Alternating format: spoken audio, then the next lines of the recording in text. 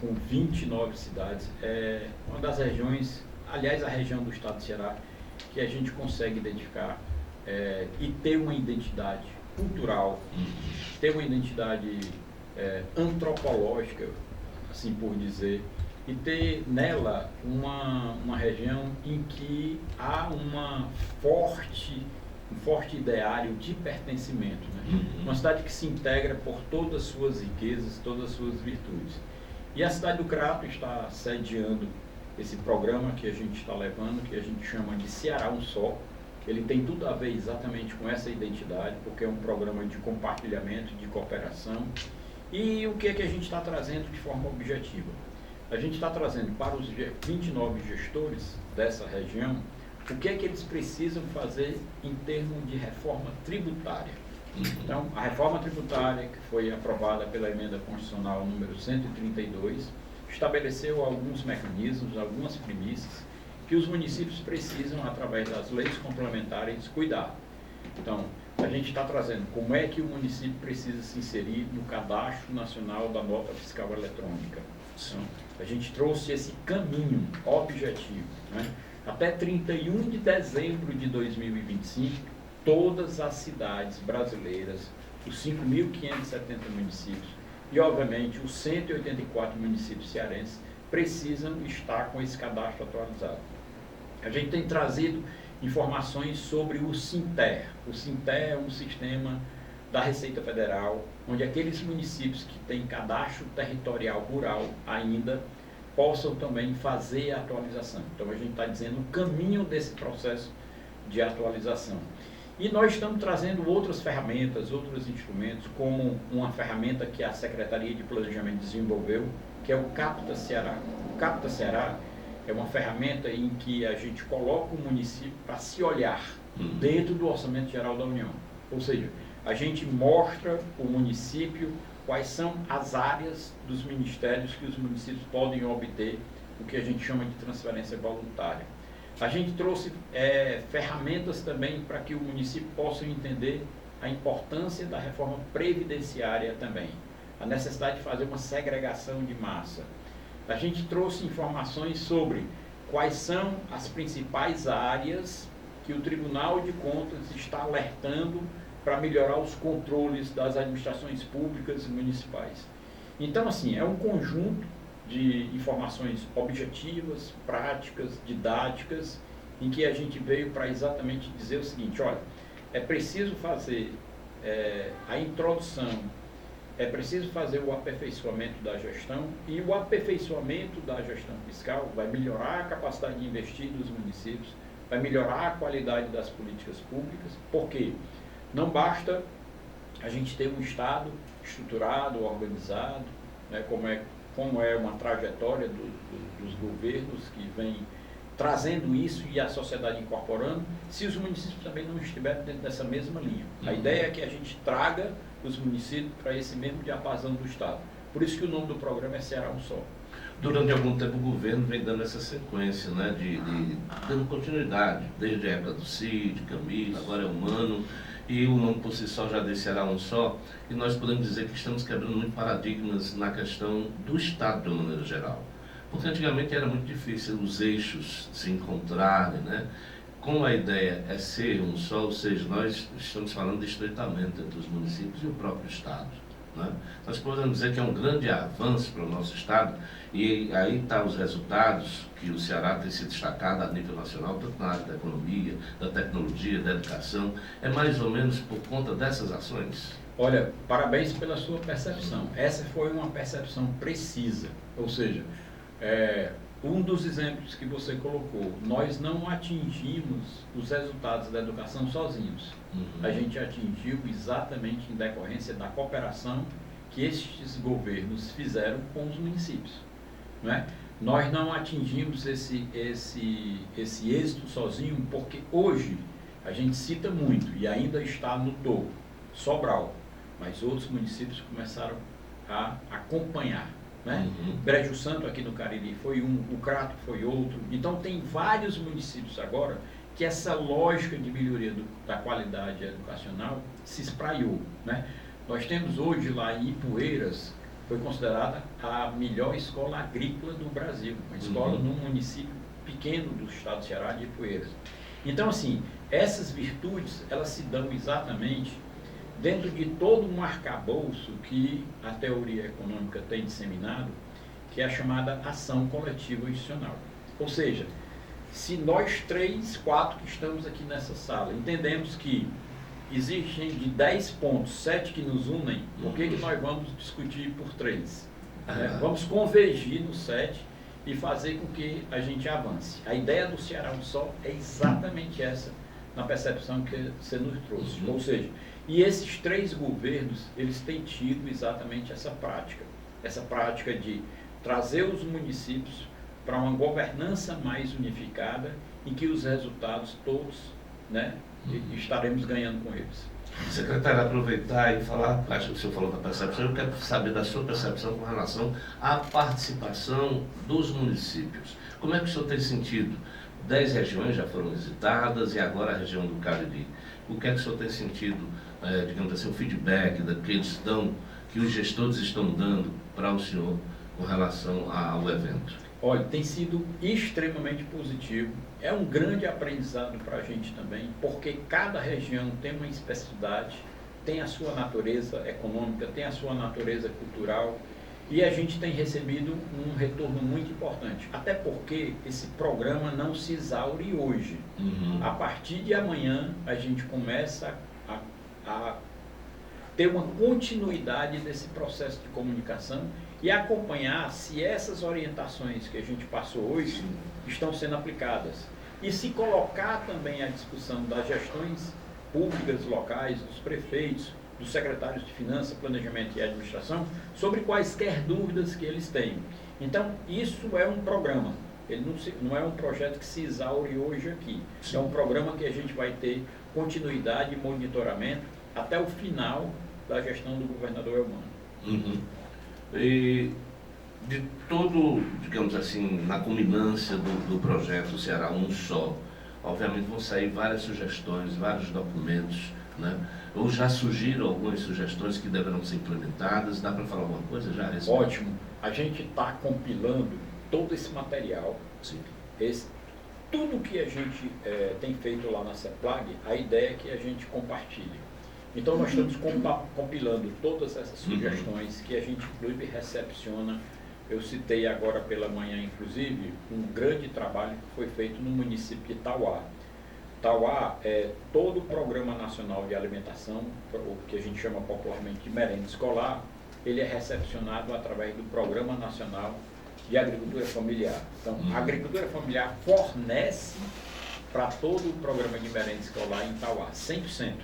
Hoje existe uma legislação que estabelece 30%, ela está mudando agora para 45%, mas Tauá foi um case, é um caso de sucesso. E isso a gente também está levando essas, como fazer, o que é que foi feito para que eles pudessem atingir esse êxito.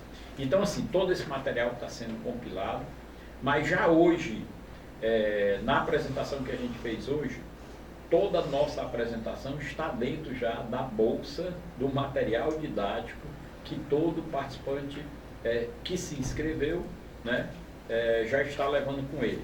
E todo o material está à disposição também da nossa Escola de Gestão Pública. Aliás, é importante mencionar que esse trabalho é feito com a nossa Escola de Gestão Pública. É uma escola vinculada à CEPLAG, onde a gente construiu trilhas de treinamento totalmente gratuitas, para que os municípios, os gestores possam ter acesso. Aliás, qualquer pessoa da sociedade civil pode ter acesso a essas trilhas de treinamento que a gente colocou à disposição. A escola, inclusive, ela está passando por um processo de ampla reformulação. Nós estamos, inclusive, finalizando agora um termo, aliás, assinamos hoje um termo de cooperação com a Escola de Gestão do Crato, né, e que a gente vai espelhar também para outras escolas de gestão pública. Estamos trazendo também trilhas de treinamento e capacitação provenientes da Escola Nacional de Ciência e Estatística, a ENSE, que é ligada ao IBGE. Nós estamos trazendo a Fundação Getúlio Vargas, nós estamos trazendo a ENAP, a Escola Nacional de Administração Pública, ou seja, a nossa EGP, ela vem apresentando para a sociedade civil, para os gestores, várias oportunidades de treinamento e capacitação. Enquanto Secretaria de Planejamento, eu começo a vislumbrar que abarca vários setores, né? Desde a educação, desde a parte de economia, né? de renda, enfim.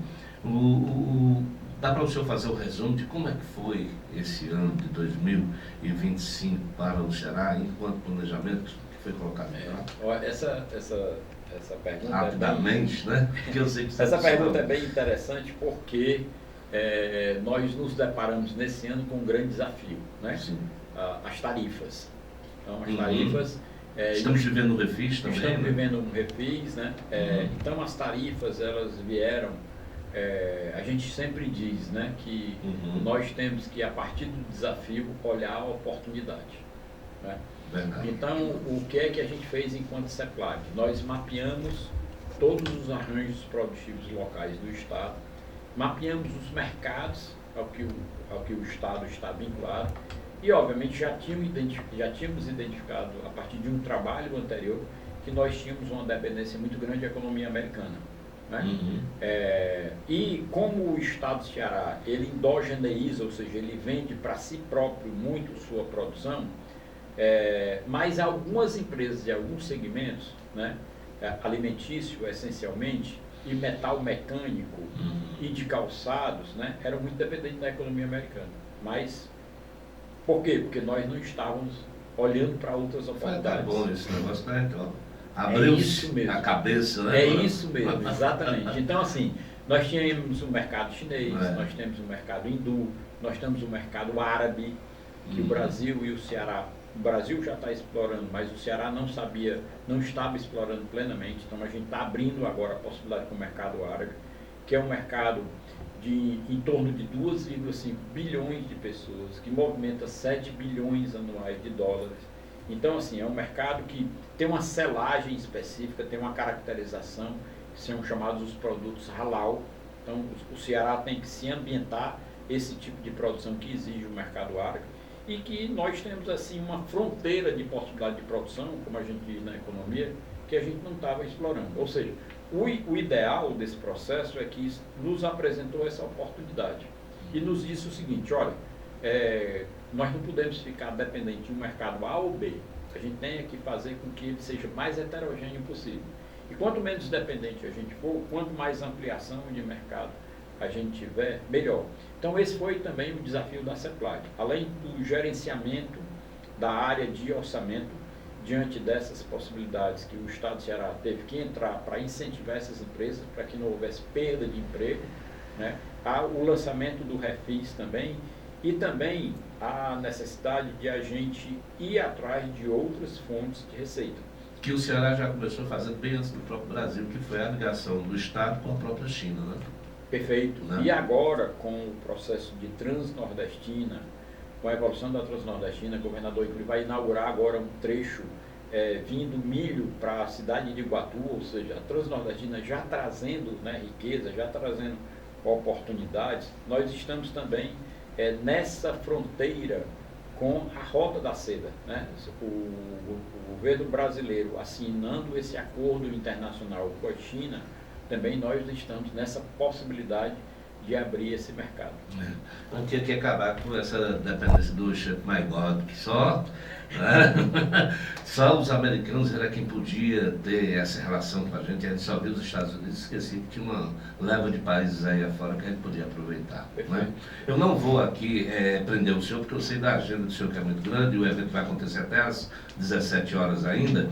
O Caravana Ceará um só, ele sai do Cariri e vai para onde? Pronto, daqui amanhã a gente, aliás, hoje à noite ainda a gente se desloca para Iguatu, né? Então a gente faz também esse trabalho em Iguatu. Depois voltamos para Fortaleza, começamos um processo de monitoramento do que a gente apresentou, então tem um trabalho de acompanhamento. Início de novembro a gente estará em Quixadá e dia 16 de novembro a gente conclui com Fortaleza, né? Nesse período de novembro até início de dezembro, a gente compila todo esse material que a gente trabalhou em todas essas 14 regiões de planejamento, né? São as regiões de planejamento que estão exatamente consignadas na lei que a gente denominou Ceará Um Só, né? E a gente disponibilizará esse material todo que foi coletado, levantado para todos os municípios cearenses. E em 2026, a ideia é que a gente continue com esse trabalho, mas de forma mais condensada, né? E a gente monitore outros instrumentos que tanto a reforma tributária nos apresenta, para que haja obrigatoriedade dos municípios fazerem, como outros instrumentos de política pública também que a gente está trabalhando. Secretário Alexandre Cialdini, aqui, secretário de Planejamento do Estado do Ceará, quero muito agradecer a sua vinda aqui.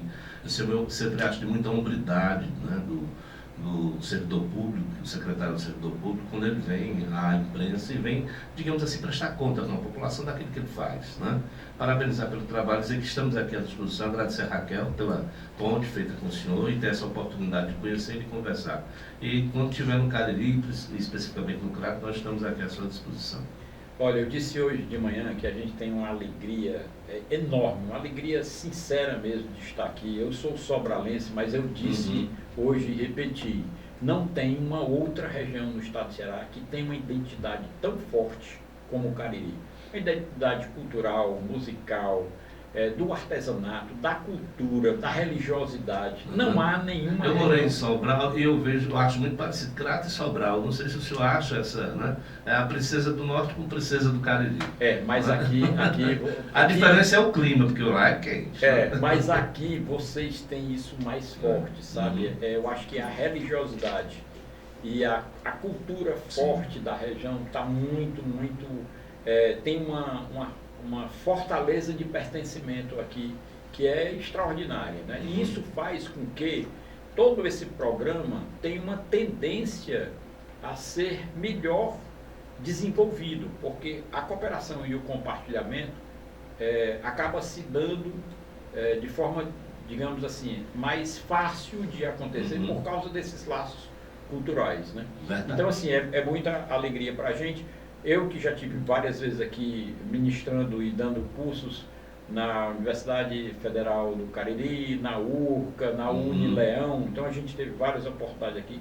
Como servidor da Fazenda, a gente implantou vários programas aqui na Universidade Regional do Cariri, então é uma alegria muito grande a gente estar aqui em equipe da CEPLAG e da Escola de Gestão Pública com vocês. Mais uma vez o nosso agradecimento ao secretário de Planejamento e Gestão do Ceará, Alexandre Cialdini, que esteve conversando conosco aqui no Alerta Geral, segunda edição.